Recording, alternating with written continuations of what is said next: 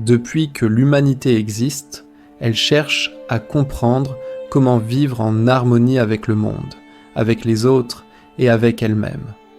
Dans toutes les civilisations, dans toutes les époques, dans toutes les langues, une intuition revient avec une insistance presque mystérieuse.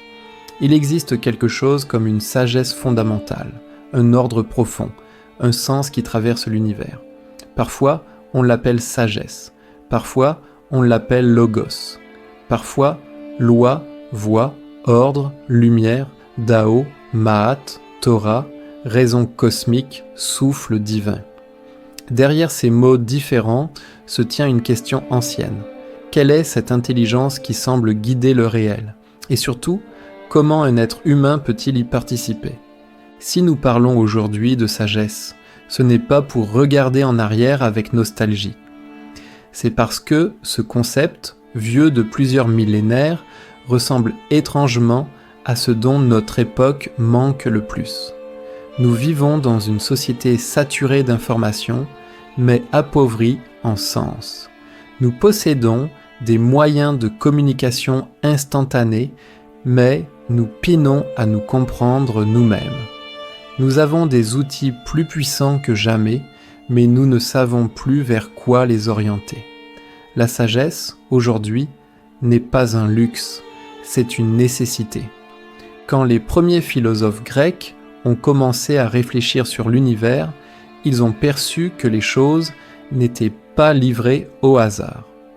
Héraclite, l'un des penseurs les plus profonds du VIe siècle avant notre ère, observait le flux permanent des choses, le mouvement des rivières, le passage des saisons, la transformation des êtres. Et il comprit que ce changement n'était pas chaotique, il était structuré. Il obéissait à un principe qu'il a appelé le logos.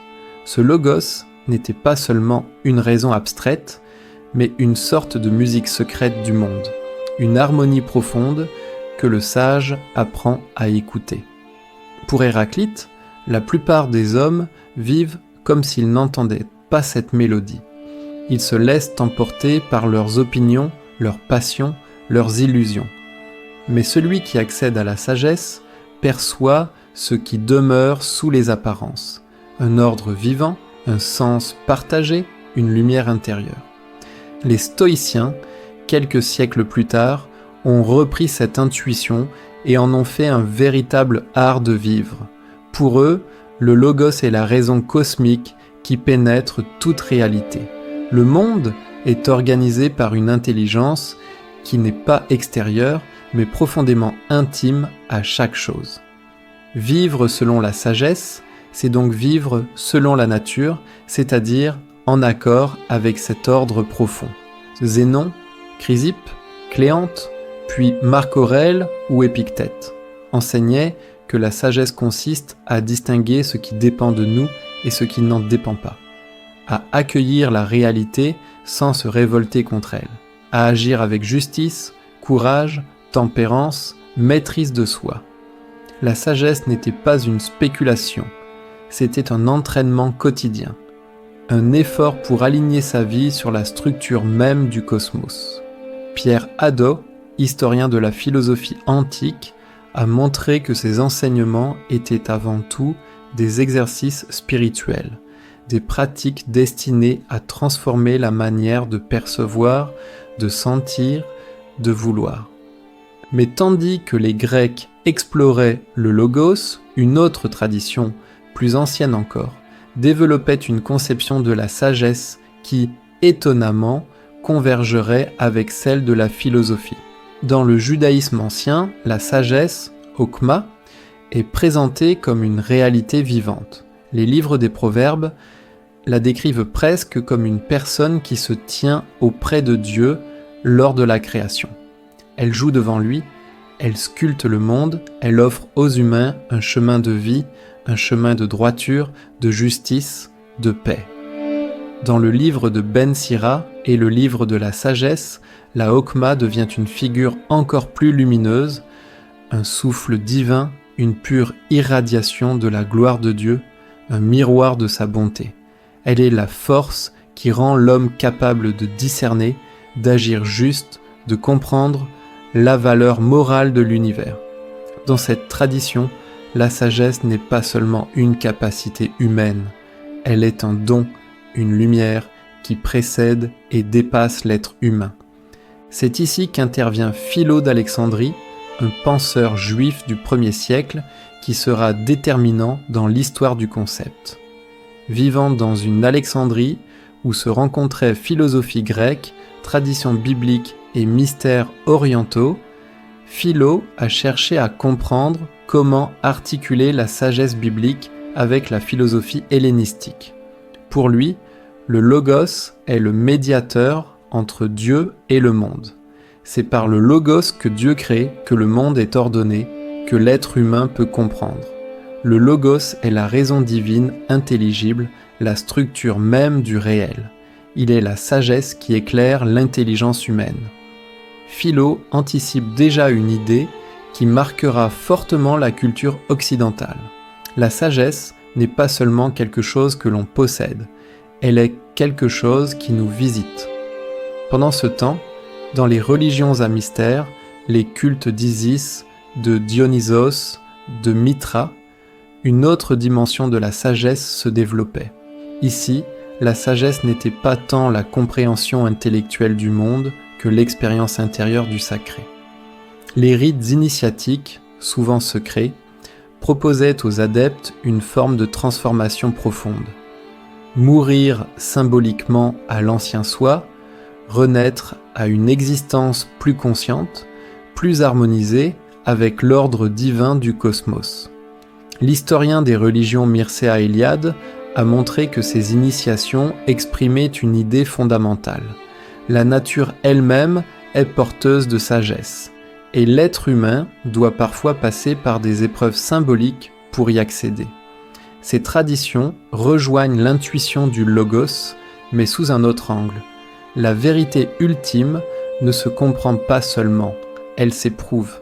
Lorsque l'évangile de Jean s'ouvre en déclarant qu'au commencement était le logos, cette affirmation réunit des siècles de réflexion philosophique et spirituelle. Le prologue johannique parle simultanément à la tradition grecque, à la tradition juive et à la sensibilité mystique du monde antique.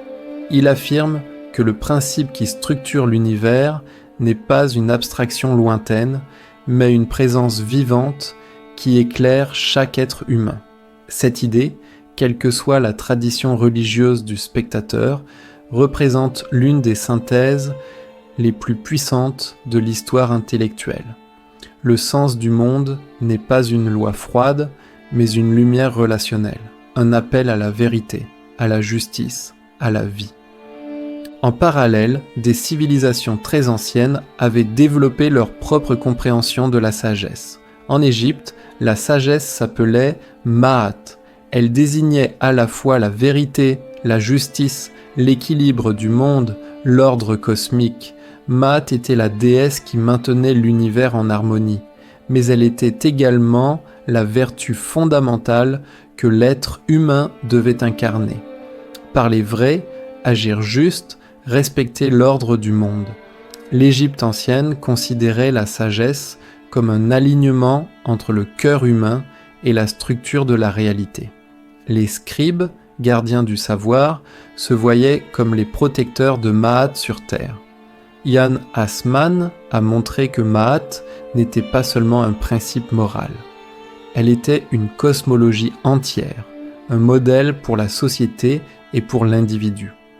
En Mésopotamie, les anciens rois étaient présentés comme des gardiens de la sagesse, des hommes capables de maintenir l'équilibre entre les dieux et les humains. La sagesse, appelée Nemek, était une capacité à gouverner selon l'ordre divin, à rendre justice, à préserver la vie sociale. Dans les mythes sumériens et babyloniens, la sagesse est aussi la force qui protège l'homme de la violence du chaos. En Inde, la sagesse est étroitement liée à la notion de Erta, l'ordre cosmique qui précède même les dieux.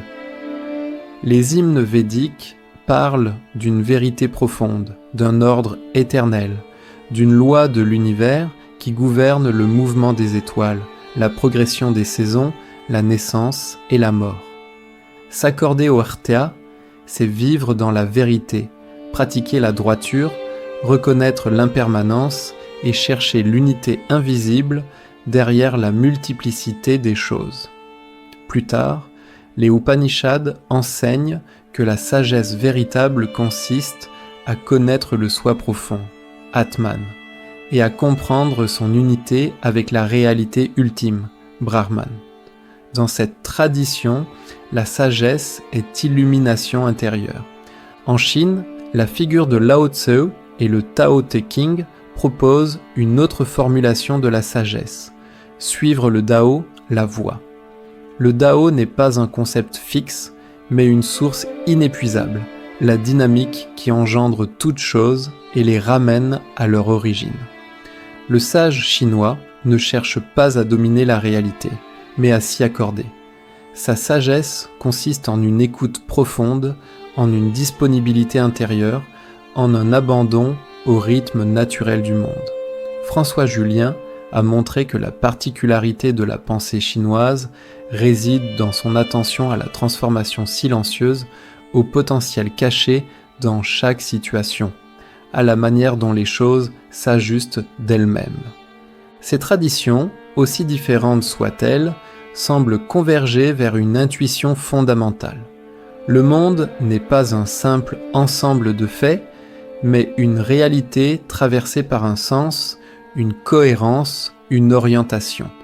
Cette orientation n'est pas toujours explicitement formulée, mais elle apparaît dans la manière dont les sages de toute culture parlent du réel. La sagesse, sous tous ses noms, est l'art de vivre en harmonie avec ce sens.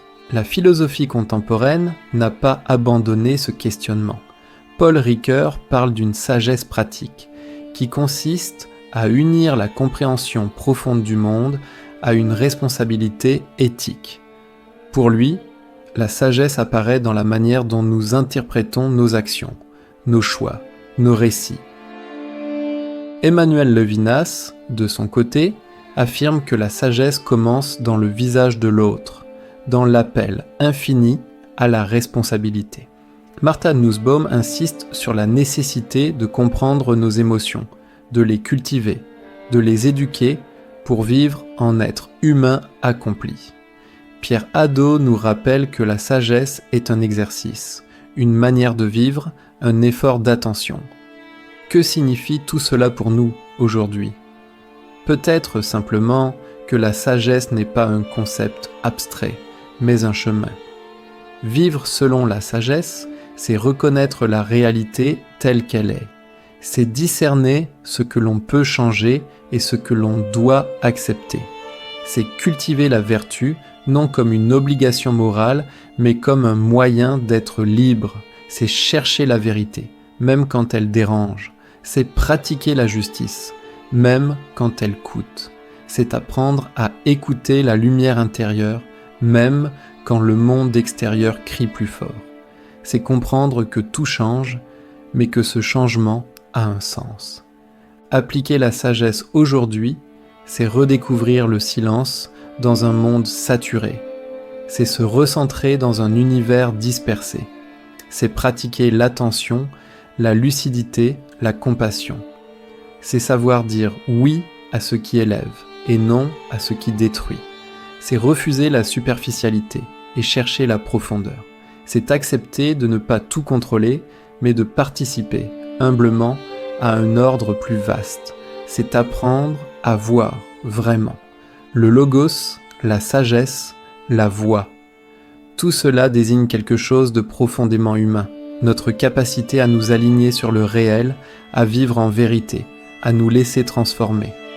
Comme le disait Héraclite, la voix du logos parle toujours. La question est de savoir si nous avons décidé d'écouter.